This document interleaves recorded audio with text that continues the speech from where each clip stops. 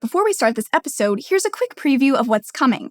Ready to take charge of your finances and master the art of money management? Cash Course is your ultimate guide to financial literacy, from personal budgeting to macroeconomics. Check out more episodes at PragerU.com.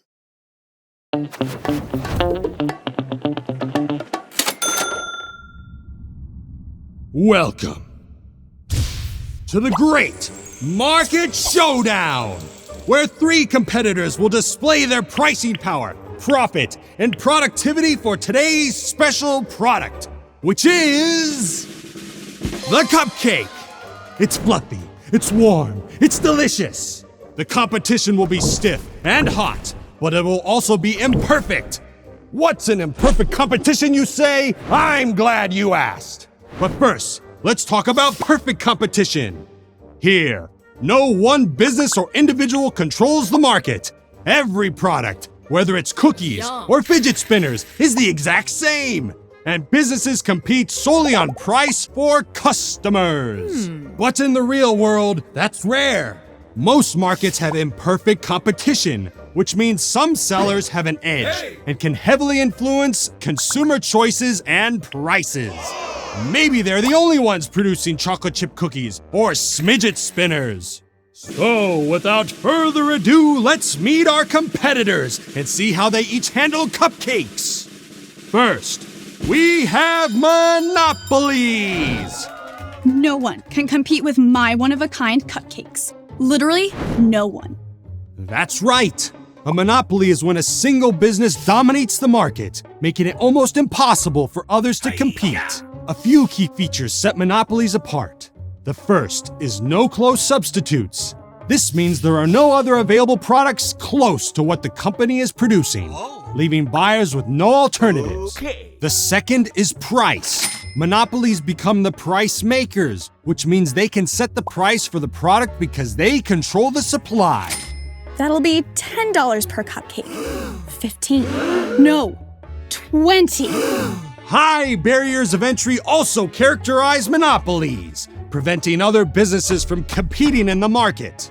One common barrier is control of resources, like a baking company having exclusive access to the world's supply of vanilla beans. In monopolies, businesses can also grow very large, allowing them to produce at lower costs than any newcomer could match.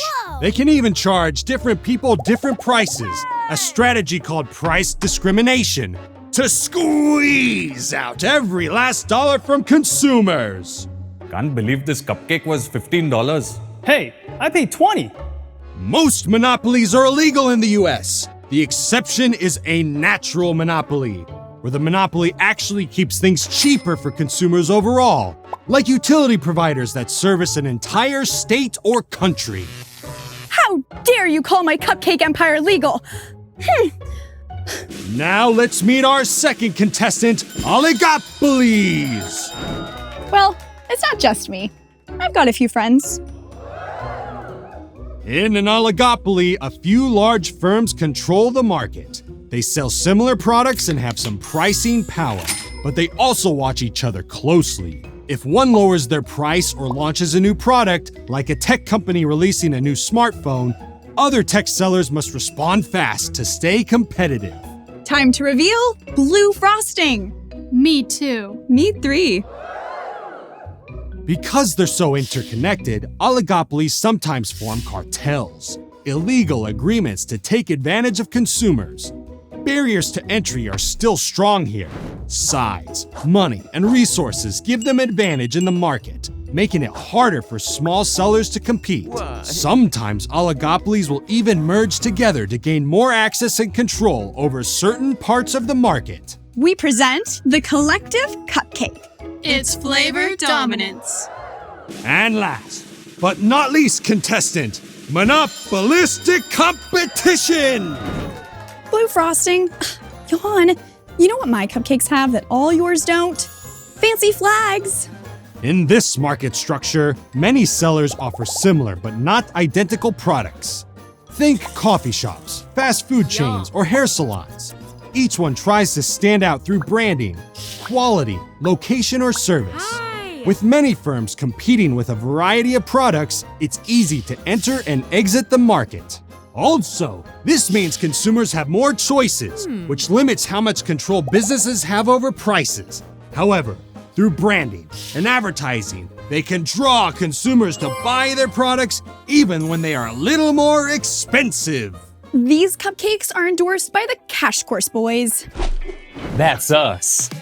We are back. So back. It's back, dude. No matter the type of competition, firms still want the same thing: maximum profits. But earning a profit in an imperfect market comes with a trade-off. Unlike highly efficient, perfect competition, imperfect competition has a few soggy bottoms. Monopolies might underproduce and overcharge since they face no real market pressure. Oligopolies might make strategic moves that protect profits but leave consumers with fewer choices. Monopolistic competitors spend a lot on branding and extras, which isn't always the most efficient use of resources. Here you go, boys. Show. Yo, these cupcakes are definitely Not whack. Perfect competition will always be the most efficient in theory, but in the real world, we'll always be faced with an imperfect market. Whether it's a monopoly, oligopoly, or monopolistic competition. Those may sound less than ideal, but they can still bring buyers and sellers together. And that's what market competition is all about. Now, without further ado, it's time to announce today's winner. And the winner is... none of you! What are you talking about? Who do they think? We endorse these cupcakes. Well, that's just the way the cookie crumbles. Here's to the next great Market Showdown! Watch more at PragerUkids.com. And parents, don't forget to subscribe.